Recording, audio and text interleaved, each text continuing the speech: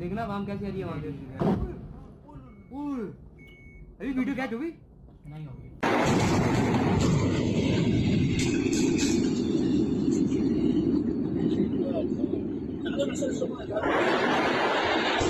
এবার এখানে আপনাদেরকে এটা জানাতে আমি খুবই আনন্দ ও উল্লাস বোধ করছি যে ভারত পাকিস্তানে মোট 9টি স্ট্রাইক করেছে।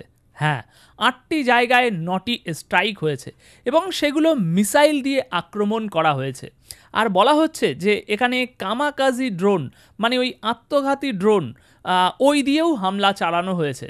আর পাকিস্তান সরকার এই সমস্ত হামলার ঘটনাগুলো চাপা দেওয়ার অনেক চেষ্টা করেছে, অনেক জায়গায় ব্ল্যাকআউট করে দিয়েছিল, ইন্টারনেট সংযোগ কেটে দিয়েছিল বহু জায়গায়, তবুও কিছু ভিডিও ঠিকই সামনে চলে এসেছে। একটু আগে আপনি সেই ভিডিওরই একটি ক্লিপ দেখতে পেলেন। দর্শক, রাত 2টোর সময় ভারতীয় সেনা একটি টুইট করে জানায়, যা রিপোর্ট এখানে দেখতে পাচ্ছেন, যে অপারেশন সিন্দুর সম্পূর্ণ হয়েছে। আর এটাই সেই ঘোষণা যার জন্য আমরা সবাই অপেক্ষা করছিলাম। ন্যায় প্রতিষ্ঠা হয়েছে, অবশেষে বিচার দেয়া হয়েছে। 22শে এপ্রিল, আজ থেকে 14 দিন আগে পাকিস্তানি জঙ্গিরা নিরীহ সাধারণ মানুষদের হত্যা করেছিল, অনেক মহিলার সিঁদুর মুছে দিয়েছিল তারা, আর এখন 14 দিন পর তার প্রতিশোধ নেওয়া হলো। 2016 সালে যখন উড়িতে হামলা হয়েছিল তখন 10 দিনের মধ্যে ভারত জবাব দিয়েছিল। পুলওয়ামার হামলার পর জবাব এসেছিল 12 দিনের মধ্যে। আর এবার পেহেলগামের উপর হামলার পাল্টা জবাব ভারত দিয়েছে 14 দিনের মধ্যেই। অপারেশন সিন্দুরের অধীনে বলা হচ্ছে পাকিস্তানের অনেক জঙ্গিকে খতম করা হয়েছে। 14 দিন পরে পুরো পাকিস্তান, সোশ্যাল মিডিয়ায় দেখছিলাম, যেন আজ স্তব্ধ হয়ে গিয়েছে। তাদের এয়ার ডিফেন্স সিস্টেম ভারতীয় একটাও মিসাইল ঠেকাতে পারেনি। এই অভিযানে রাফাল ফাইটার জেট ব্যবহার করা হয়েছে এবং বিভিন্ন ধরনের অত্যাধুনিক ড্রোন ব্যবহার করা হয়েছে। আর সবচেয়ে মজার বিষয়টা কি জানেন? পাকিস্তানের সরকার নিজেরাই, মানে ওদের বিদেশ মন্ত্রণালয়, এই ঘটনা নিয়ে একটি অফিসিয়াল বিবৃতি দিয়েছে। সেখানে পাকিস্তান নিজের মুখেই স্বীকার করেছে যে কোনো ভারতীয় যুদ্ধবিমান তাদের আকাশসীমায় ঢোকেনি। মানে ভারতের কাছে এখন এমন উন্নত প্রযুক্তির মিসাইল আছে যে ভারত নিজের মাটিতে বসেই সেগুলো ছুড়ে দিতে পারে।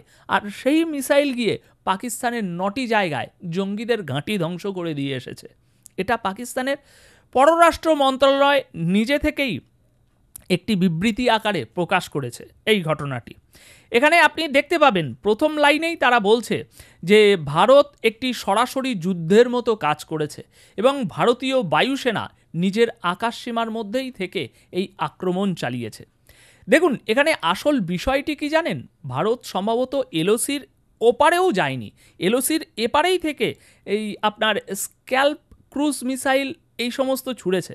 তার পাশাপাশি হ্যামার মিসাইলও হয়তো ব্যবহার করা হয়েছে এবং পাকিস্তানের মোট 8টি স্থানে 9টি স্ট্রাইক চালানো হয়েছে। আর এই সমস্ত জায়গাগুলিতে বহু জঙ্গি ঘাঁটি ছিল, বহু সন্ত্রাসবাদী তৈরি হতো এখান থেকে, সেই সব ঘাঁটিও এই হামলায় টার্গেট করা হয়েছে। তবে এখন যদি আমরা পাকিস্তান সরকারের প্রতিক্রিয়া দেখি, তাদের প্রধানমন্ত্রী একটি টুইট করেছেন আর সেখানে স্পষ্টভাবে লিখছেন যে ভারতের এই হামলা একেবারে যুদ্ধ ঘোষণা করার মতো কাজ। তা আমরা তো সেই ঘোষণা করেছি, দেখাও এবার তোমার ক্ষমতা। এখানে আপনি দেখতে পাবেন তারা বলছে যে ভারতের এই ঘৃণ্য আগ্রাসনের জবাব ছাড়া ভারতকে ছাড় দেওয়া হবে না, এসো ধরো। মানে পাকিস্তান এর পাল্টা জবাব দেবে। তারা বলছে যখন তাদের ঠিক মনে হবে তখনই তারা জবাব দেবে। সুতরাং আবারও বলছি, ভারত এবার পাকিস্তানকে খুবই খুবই খুবই খুবই খুবই অপমানজনকভাবে জবাব দিয়েছে এবং খুব সুপরিকল্পিতভাবে পাকিস্তানে থাকা সমস্ত জঙ্গি ঘাঁটি টার্গেট করা হয়েছে। এখন জানা যাচ্ছে যে 50 থেকে 60 জনেরও বেশি জঙ্গি মারা গেছে এই হামলায়। সাধারণ মানুষ নিজেদের মোবাইলে ভিডিও রেকর্ড করেছে, সব জায়গায় দেখা যাচ্ছে লোকজন দৌড়ে পালাচ্ছে। মানে পাকিস্তানে এখন সত্যিকারের একটা আতঙ্কের পরিবেশ তৈরি হয়েছে। সবাই ভয় পাচ্ছে যে এই ঘটনার পর ভারত আর কি করতে পারে। যদি পূর্ণমাত্রা যুদ্ধ শুরু হয় তাহলে ভারত পাকিস্তানের তুলনায় বহুগুণ বেশি শক্তিশালী। ভারতের পাশে আছে আমেরিকা, রাশিয়াও আছে, ইসরায়েলও আছে। সুতরাং দীর্ঘমেয়াদী যুদ্ধে পাকিস্তান বিশাল ক্ষতির মুখে পড়বে। তাই পাকিস্তানের সাধারণ মানুষ পূর্ণমাত্রার যুদ্ধ চায় না। এই পরিস্থিতিতে আসিফ মনির কিন্তু খুব খারাপভাবে ফেঁসে গেছে। তিনি এখন কি করবে, কিভাবে এখন সেই মানুষগুলোর সামনে দাঁড়াবে? প্রথম কথা তো তাদের অধিকার কেড়ে নিয়ে নিজেদের পেট ভরিয়েছে, তারপর এখন যে জন্য তাদেরকে বসিয়ে রাখা হয়েছিল সেই জিনিসটাও যদি তারা পূর্ণমাত্রায় পূরণ না করতে পারে তাহলে তো টেনে ছুঁড়ে ফেলে দেবে পাকিস্তানের বাইরে, তাই না?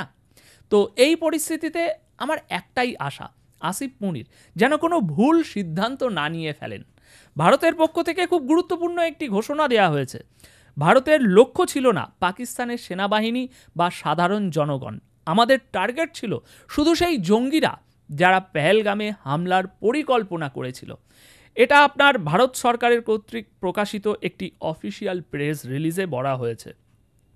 ভারতের প্রতিরক্ষা মন্ত্রণালয়ের তরফ থেকে এই প্রেস রিলিজে স্পষ্টভাবে লেখা হয়েছে, আমরা যে স্ট্রাইক করেছি অর্থাৎ অপারেশন সিন্দুর চালিয়েছি তা খুবই ফোকাসড, মেপে করা হয়েছে এবং এতে কোনো রকম উত্তেজনা বাড়ানোর চেষ্টা করা হয়নি। ভারতের পক্ষ থেকে স্পষ্ট বলা হয়েছে যে আমরা চাই না যে পরিস্থিতি আরও খারাপের দিকে গড়াক। এখানে পরিষ্কার বলা হয়েছে পাকিস্তানের কোনো সামরিক স্থাপনাকে টার্গেট করা হয়নি, একদম প্রিসাইজ এবং নিখুঁতভাবে সেই জায়গাগুলোতেই আঘাত আনা হয়েছে যেখানে জঙ্গিদের প্রশিক্ষণ শিবির ছিল। আর এই অপারেশন সিন্দুরে আসলে কি হয়েছে আরও তা একটি বিশদ বিবরণ ভারত সরকারের তরফ থেকে খুব শীঘ্রই আসছে। এদিকে পাকিস্তান সরকারও আজ সকাল 10টার দিকে একটা মিটিং করতে চলেছে।